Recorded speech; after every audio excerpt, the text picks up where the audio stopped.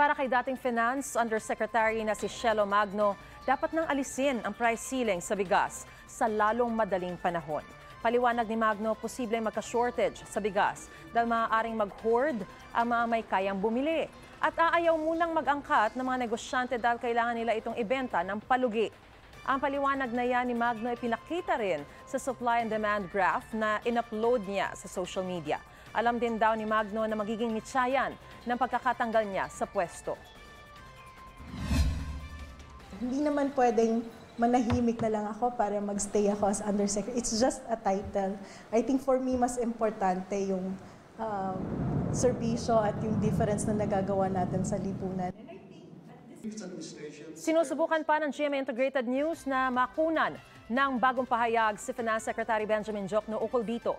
Pero dati na niyang sinabi na pansamantala lang ang pagkuha nila kay Magno bilang Undersecretary. Samantala, iniutos ni Pangulong Bongbong Marcos na bilisan ang pamamahagi ng 15,000 pesos na ayuda sa mga rice retailer na apektado ng price cap. Ang target ng Department of Social Welfare and Development ay matapos na ang pamamahagi ng ayuda bukas. Mga kapuso, para una ka sa mga balita, mag-subscribe sa GMA Integrated News sa YouTube. Sa mga kapuso abroad, subaybayan niyo po kami sa GMA Pinoy TV at sa www.gmanews.tv.